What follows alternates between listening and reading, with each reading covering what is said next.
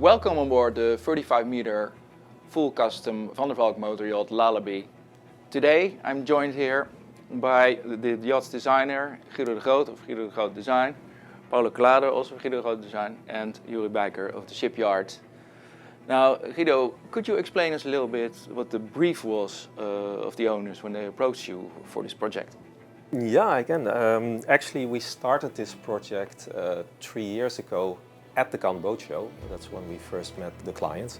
We met on board of the Van der Valk Lady Lean, which was also in Cannes.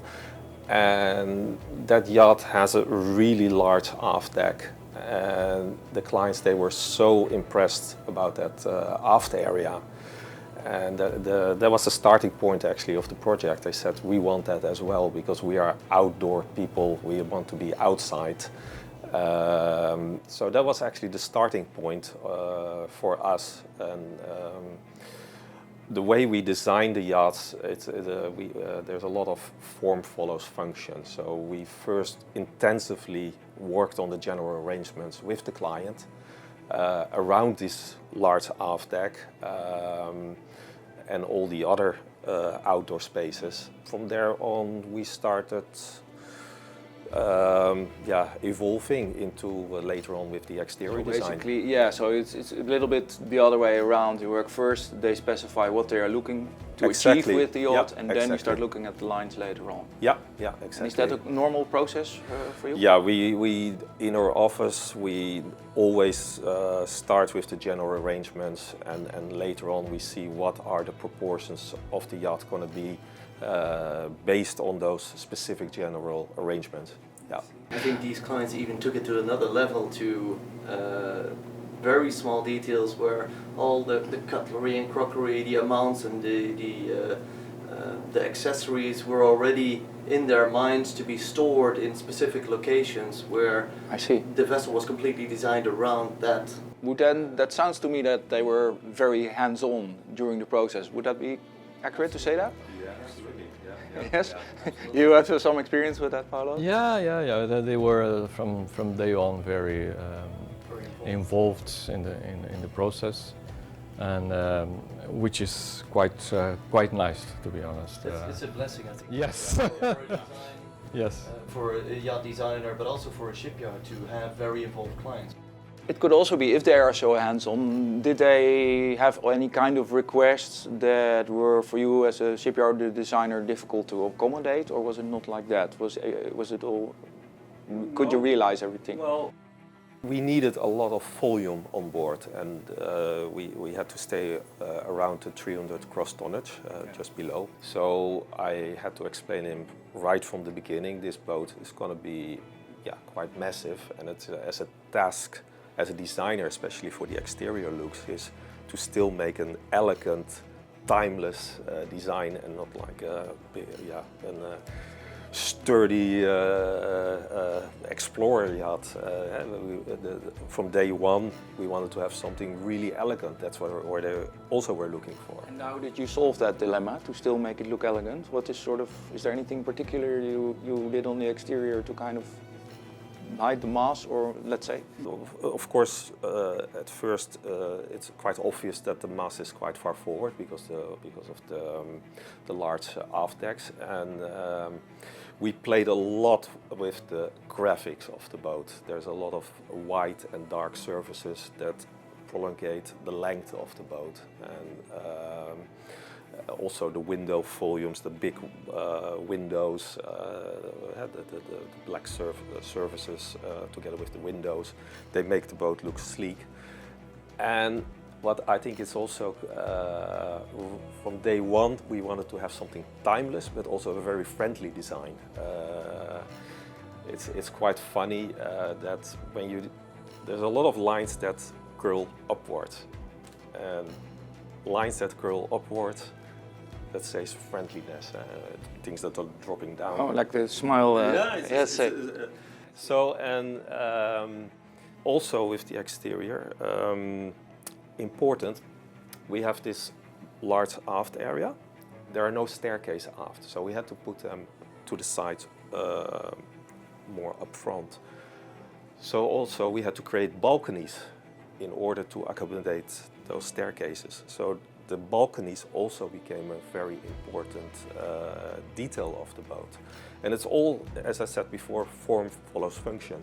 And that's how design evolves and how we create the yacht. Yes, and you have, while we were counting, done upward of 15 projects with Van der Valk, where you did both exterior and interior. Apart from some things you mentioned, is there anything that sets this project particularly apart from the earlier ones you've done? In terms of volume, also the number of deck levels. In those 12 years that I'm working with Van der Valk, that we created those 15 yachts, also the yard has been expanding to these projects. Absolutely, yes. So witness to that, you were doing much smaller boats as a shipyard, let's say 10 years ago. You've really matured beyond 30 meters and maybe even more. Exactly. We moved. Let's say our shipyard got experience in a certain market segment, and we would now call our sweet spot between 25 and 45 meters, where LALABE with 35 meters and 300 gross tons fits perfectly in. Yes. And I think as a complement to Guido's team, but also in collaboration with this particular client, they managed to get amenities of a much larger yacht, a 40 to 45 meter yacht, into a 35 meter yacht without compromising on space, floor area or deck space even. And that is a wonderful job, and that is also, after the first day of the Cannes Yachting Festival, a comment that I hear a lot from different visitors, that they are amazed how much space there is on board a 35 meter without any compromise that they could see on board of this 35 meter. Yes, it doesn't look quite as bulky as you would expect given the gross tonnage. Now, Paulo, could you explain a little bit about your involvement in this project? What have you mostly been doing on this project? I've been mostly involved with the interior since the beginning. We had direct contact, fortunately, with the client, and we always had, since that first day, the brief about the interior. They were looking for something very casual. They were not looking for a boat, a showroom boat interior. So everything should be very casual, very like a house. And outdoor living, I guess. And that's what Guido already mentioned. Also, the connection between the interior and exterior is extremely important, and you can see that on the dining area, where we have sliding doors, big sliding doors that you can open, and then you can have a really nice connection between interior and exterior. That's extremely nice. And now, since the yacht was recently delivered, has the owner already had a first experience with the actual yacht? And how is he feeling about it so far? Almost since day number one. They have been using the vessel ever since, until a couple of days before the Cannes Yachting Festival. So they've been using it very well this summer, and they're not finished, so they will continue after the boat show is finished with their season. And I think there's also quite a bit of a few items that also allow these owners and owners of vessels that Van der Valk builds to extend their season with regard to climates or slightly colder or chillier days. An example is, for instance, on all the aft deck and the bridge deck aft, you see infrared ceiling heaters that actually allow you to be outside and have dinner or chill out on the aft-facing lounge without being cold, even on chillier days. So floor heating are a couple of examples of... So it's not just a boat for just the warm summer months, be that the Mediterranean or the Caribbean, but you can extend your season in either region. It's designed to do colder climates and warmer climates. There's even a lot of clients that assume you would use the vessel in warmer climates purely, but a Scandinavian season would be a fantastic season as well, and very well possible with a vessel like this. That's amazing, and it's your clients had, as we discussed before, only very, well, relatively small boats. We should never call it small, but well below this Made a size. big jump. Yeah, and this is immediately a 35-meter full alloy, full custom project, which is a quite rare proposition in this size range anyway, because most boats are semi-custom and made of fiberglass. So he really went for a big jump indeed. And how was that experience been for him? Because you might have had to guide him a bit in what you could do. No, definitely we had to guide the client because it was all new for them. And so we also had to very clear to them what they were getting by making good drawings, being clear about the dimensions of what every space would be, making really good artist impressions, that they had a good feel what it was going to be. But we also learned a lot from them. They also helped us, so it was a really nice communication between all of us. They explained them how they did their houses and what materials they liked. So it was really good teamwork with the client, and I have the feeling they also enjoyed the whole process. So if they really like it, they might do another one. Who knows? You never know. And did he come to visit the shipyard a lot as well during the construction? Yes, more than average, to be honest with you. So they've been visiting the project and let's say to see the progress of the project generally every 6 weeks. So yeah, very occasionally they got to the shipyard, and they really enjoyed those days in the Netherlands as well. Then I guess they had nice weather then for a change. But Yeah, exactly. if you look at this project, do you expect that certain elements of this we will see in next projects of you, Guido, or you, Yuri, at the shipyard? Will some elements be carried over? Is there like a trend discernible of some of these items that we will see that in next projects? What do you reckon? Yeah, what I personally think is an experience with different types of owners and potential clients, in fact, for vessels in this size, is that we always try to put a lot of amenities into a 35 meter, similar amenities as a 45 or sometimes even a 50 meter. 5 staterooms, 4 crew staterooms, a large beach club, a main salon with a dining and a bridge deck salon, a sun deck. And a lot of clients nowadays realize that, for instance, to name an example, the formal dining is actually an area that is rarely used. In other words, some clients use the formal dining inside 5 times a year. Yeah. And then with these particular owners, we had a similar discussion. They usually would dine al fresco outside, either on the aft deck, the main deck aft, or on the sun deck.